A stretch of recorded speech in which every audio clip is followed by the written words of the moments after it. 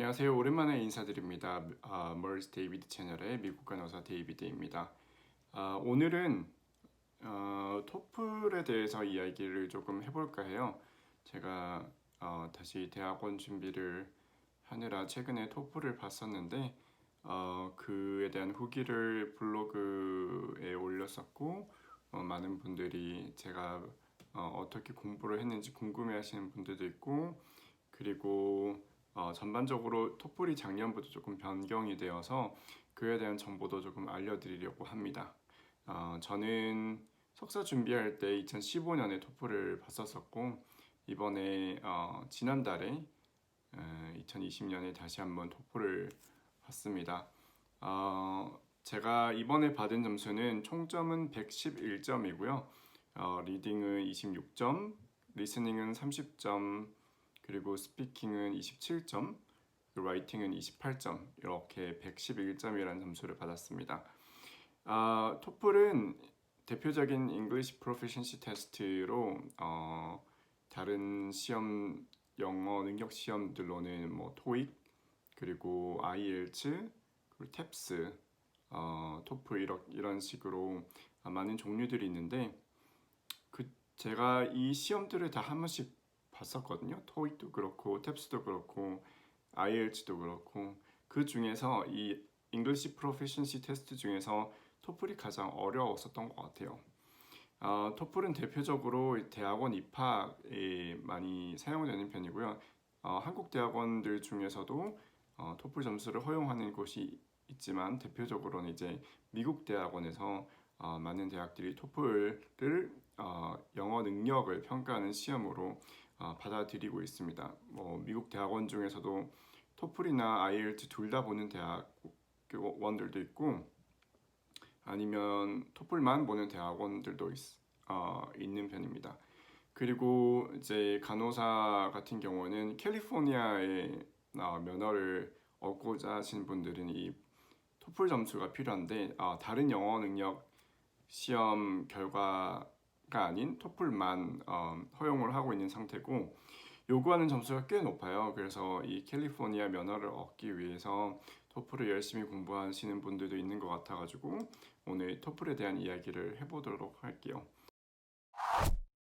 토플 같은 경우에는 이제 네 가지 영역으로 나눠져 있습니다. 토익 같은 경우나 아니면 탭스 같은 경우는 읽기와 듣기밖에 없는 반면에 토플이나 IELTS 같은 경우는 이제 스피킹, 라이팅, 쓰기와 말하기가 포함되어 있습니다. 그래서 토플도 reading, listening, speaking, writing 이렇게 순서대로 네 가지 영역이 나눠져 있고 각 30점 만점으로 총점 120점 만점으로 평가를 하고 있습니다.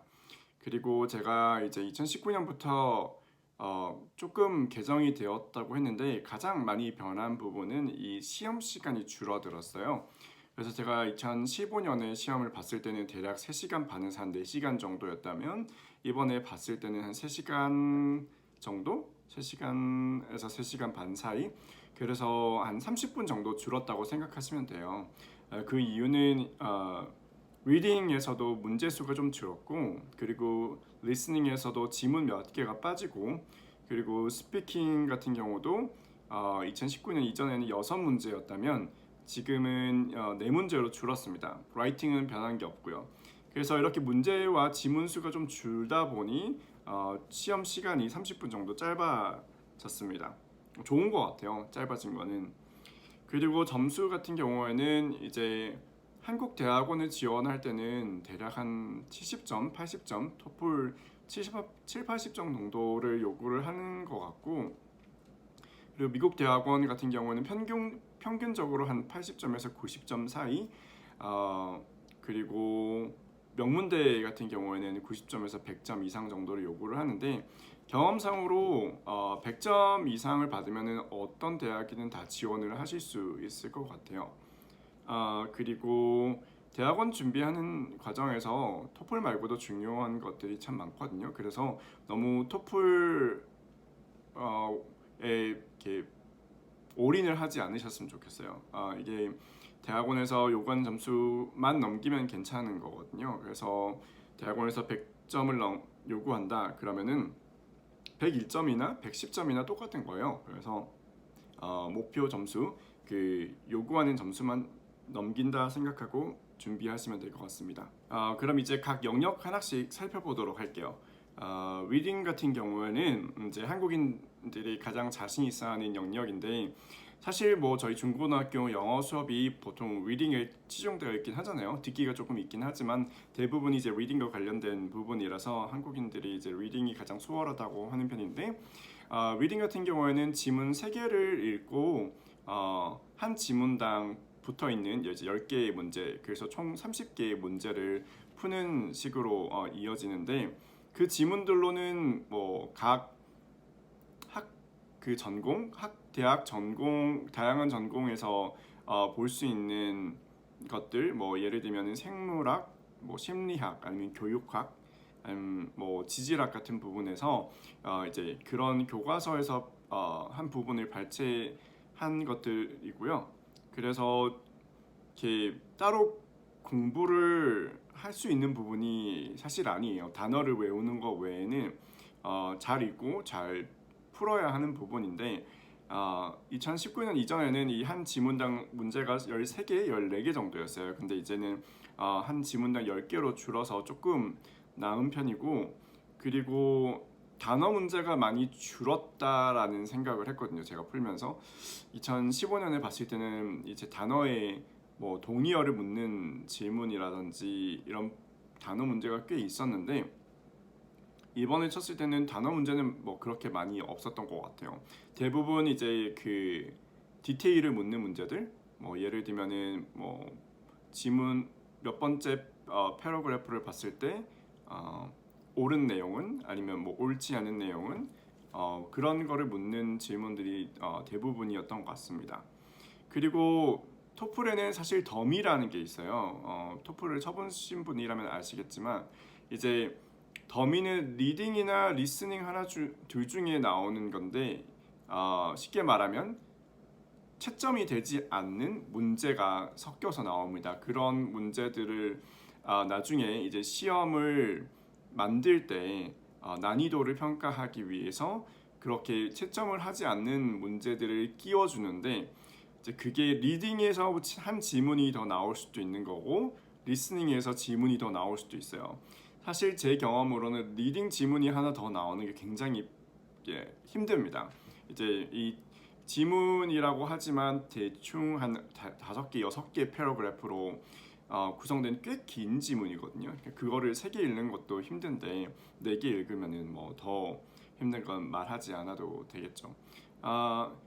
그래서 그렇게 지문 3개를 읽고 30개의 문제를 푸는 것이 이제 리딩 시험이고, 리스닝 같은 경우에는 2개의 부분으로 나눠져요. 첫 번째 부분은 그 대학 캠퍼스에서 일어날 수 있는 대화를 몇 개 들려주고, 거기에 관련된 문제들을 이제 풀도록 되어 있는 거고, 그 다음 다른 파트는 강의를 또 몇 가지 들려줘요. 이 강의도 리딩 지문처럼 굉장히 다양한 주제의 강의들이 나옵니다. 뭐 대표적인 것들이 이제 생물학이나 아니면 교육학이나 뭐 지질학 같은 부분이 많이 나오고, 그리고 이 리스닝 지문 같은 경우에는 한 지문당 문제가 한 6개, 평균적으로 6개 정도 되는 것 같아요. 그래서 이 리스닝도 가장 중요한 거는 노트 필기, 들으면서 이제 잊어먹지 않게 이제 중요한 부분을 노트를 하면서 들어야 나중에 문제를 풀 수 있는데, 이 강의가 꽤 긴 편이에요. 그러다 보니 노트 필기 없이는 사실 놓칠 수 있는, 본인이 다 기억하지 않는 한 문제를 풀면서 놓칠 수도 있는 부분이 있거든요. 그래서 들으면서 이제 노트 필기를 하고 나중에 문제를 풀 때 그 노트 필기를 바탕으로 앤서를 하면 됩니다.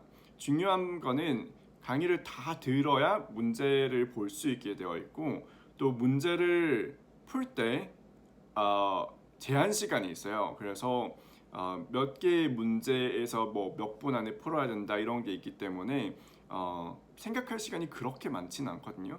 그래서 노트 필기가 더 중요하답니다. 제가 그 시작할 때 토플이 다른 뭐 토익이나 탭스나 아니면 IELTS보다 힘들다라고 말했었는데 사실 이 토플이라는 시험은 영어를 잘 하지 못하면 고득점을 받을 수 없는 시험이기 때문이에요. 그래서 정말 영어 실력을 평가하는 시험이다 보니 뭐 요령이나 전략이 많이 먹히지 않는 시험이거든요. 그래서 제가 말했듯이 리딩과 리스닝 같은 경우에도 본인이 잘 읽고 듣지 않으면은 사실 이 문제 정답을 맞추기 힘든 시험입니다. 리딩 같은 경우에는 단어를 많이 알면 사실 이제 뭐 도움이 되는 부분이 많고, 그리고 리스닝 같은 경우에는 아까 말했듯이 노트 필기가 굉장히 중요하기 때문에 계속 들으면서 노트 필기를 하고, 그리고 그 노트 필기를 보면서 문제를 푸는 방법을 연습하는 것이 도움이 될 거예요. 그렇게 이제 영어 실력을 평가하는 영어를 잘 하지 못하면 점수를 잘 받을 수 없는 시험이다 보니 이렇게 어렵게 느껴지는데, 그 중에 가장 고득점을 받기 힘든 부분이 이 스피킹입니다. 저도 2015년에 이 토플을 준비할 때 가장 많이 고생했던 영역이었고요, 스피킹이. 그리고 이번에도 물론 점수를 잘 받긴 했지만 그 스피킹이 가장 어렵다는 걸 알고 있었기 때문에 스피킹 연습을 가장 많이 했었던 것 같아요. 그래서 스피킹에 대한 이야기를 조금 하자면 말했듯이 개인적으로 고득점 받기 가장 힘든 파트, 그리고 네 문제로 이루어져 있고요. 각 문제 하나씩 보면 첫 번째 문제는 그 토플에서 문장 하나를 줘요. 이제 이 문장을 읽고 내가 이 문장에 찬성을 하는지 반대를 하는지 의견을 말하는 문제고, 그리고 의견을 말한 다음에 한두 가지 정도의 타당한 이유를 뒷받침할 수 있는 이유를 들어야 하는 문제입니다. 그리고 두 번째 문제 같은 경우에는 대학에서 그 어나운스먼트 공고를 줘요. 뭐 예를 들면은 뭐 대학가 식당에서 이제 차가운 음식을 팔지 않기로 했다. 뭐 그러고 그 팔지 않겠다는 결정을 내리게 된 이유를 말해줍니다. 그거를 공고를 읽어요. 그리고 읽은 다음에 그 공고는 한 4-5문장밖에 안 되거든요. 그래서 뭐 짧은 시간 안에 그 공고를 읽고, 그 다음에 이제 남녀가 그 공고에 대한 자기들의 의견을 말하는 리스닝 지문을 들려줍니다. 그래서 결과적으로 내가 해야 되는 답은 그 공고에 대한 내용을 대화의 주인공이 찬성하는지 반대하는지, 그리고 또 찬성 혹은 반대의 이유를 제시하는 게 두 번째 문제입니다. 세 번째 문제 같은 경우에는 그 교과서의 한 부분, 발췌된 부분을 보여줘요. 그걸 읽고 난 다음에 보통은 이제 조금 그 개념, 한 가지 개념에 대한 정의를 내려놓는 그 부분이거든요. 그거를 읽고 그 다음에 강의를 듣습니다. 그 내용과 관련된 강의를. 그리고 그 교수가 거기 발췌된 부분에 나와 있는 개념을 예시를 들어가면서 설명을 해줘요. 그래서 내가 해야 되는 답은 그 개념에 대한 정의를, 그러니까 리딩에서 읽었던 그 개념에 대한 정의를 내리고, 그리고 그 교수가 그 개념을 설명하기 위해 들었던 예시를 답하는 것이 제 그 3번 문제입니다. 4번 문제 같은 경우에는 리딩 지문은 없어요. 그냥 한 강의를 듣고 또 여기서는 그 한 교수님이 또 어떤 개념을 설명을 해주고 예시를 들어줍니다. 그래서 그 4번 문제의 답은 교수가 들은 그 개념에 대한 정의를 말하고 또 예시를 들어서 그러니까 설명한 예시에 대해서 답하는 것이 4번 문제의 답입니다. 이렇게 말하는 것만 잘해서는 되는 게 아니라 사실 읽는 것도 잘해야 되고 듣는 것도 잘해야 돼요. 그래야 정확한 답을 제시를 할 수 있고, 스피킹에서 가장 그러니까 점수를 잘 받기 위해서 가장 중요한 것은 본인만의 템플릿을 만들어서 그렇게 듣고 읽었던 내용을 템플릿 안에 넣어서 말하는 연습을 계속 하는 겁니다. 그래서 갔을 때는 사실 준비할 시간이 별로 없거든요. 그 스피킹 같은 경우도 뭐 15초 정도 준비할 시간 주고 45초를 대답하거나 아니면 30초를 준비할 시간을 주고 60초를 대답하는 시간을 주는데 15초, 30초 금방 갑니다. 그래서 이렇게 템플릿이 정말 머릿속에 잘 외워져 있지 않으면 금방 듣고 읽었던 내용을 말할 수가 없어요. 그래서 제가 썼던 템플릿, 스피킹과 라이팅 템플릿은 제가 블로그에 올려놨는데 여기 설명란에 제가 주소를 적어 놓도록 할게요. 그래서 혹시 토플 준비하시는 분들이 있고 아직 본인만의 템플릿이 없으면 제가 사용했던 템플릿을 한번 써보시는 것도 좋을 것 같습니다.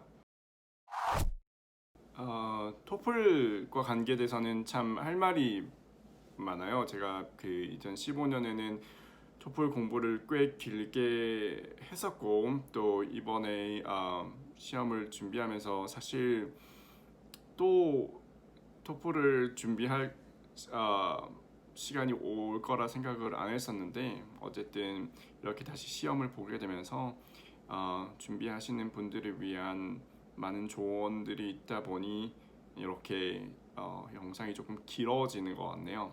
그래서 오늘은 영상을 여기까지 담도록 하고 그리고 다음 시간에 제가 마저 못했던 스피킹 이야기와 또 라이팅 한국인들이 스피킹 못지않게 힘들어하는 라이팅에 대한 부분도 조금 담아서 올리도록 하겠습니다.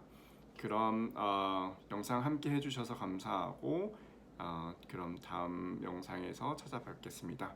네, 미국 간호사 데이비드였습니다. 감사합니다.